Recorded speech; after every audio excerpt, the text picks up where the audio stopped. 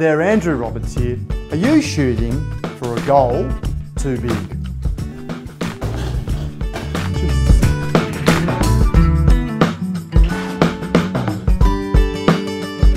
It's interesting. So many entrepreneurs, so many of you on the success path are shooting for this enormous goal, this almost unrealistic goal. And we've been taught by so many people, shoot for the stars and at the very least you may end up on the moon.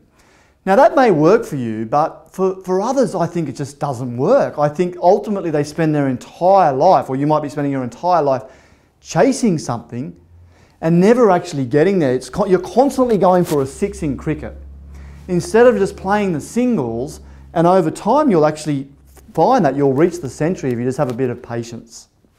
Now, I had a really big breakthrough with this, and I was reading a book by an amazing author. I can't remember his name, I'm sorry, but he shared this financial goal almost 10 years away. If you were to take 10 years away and you were to set a new goal, and it follows the S.M.A.R.T principle. He talks about why it's crazy so many people say, I want to be worth $150 million or I want to be achieving X, Y, and Z. And he said, why don't you simplify it?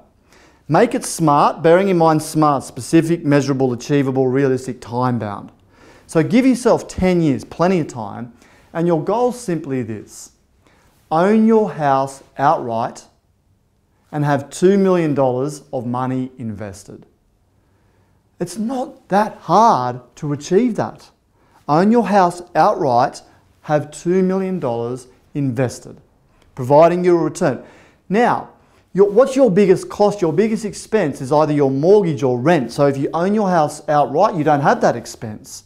And if you've got $2 million invested, let's say it's paying 5%, by the time children and everyone have grown out, that's paying $100K a year.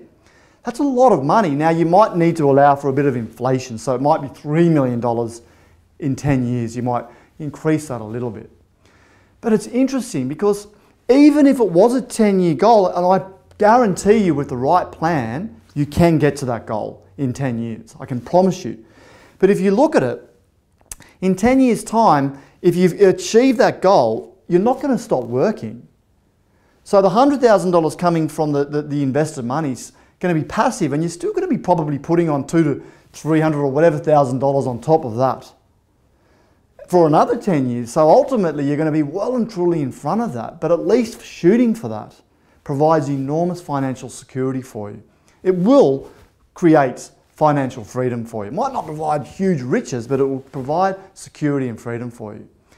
And I was just chatting with Jono, my business partner, just before shooting this video, and we're talking about so many people are shooting for this huge goal and they spend their whole life going for it that they never even achieve the $2 million mark, the invested mark. They don't even end up owning their house outright because they're so busy going for the six. It's like six or out.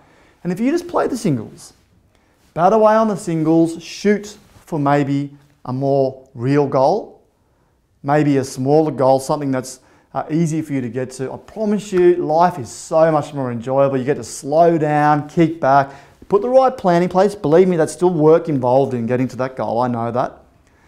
Enjoy it, and you'll just have so much more fun. See you next time.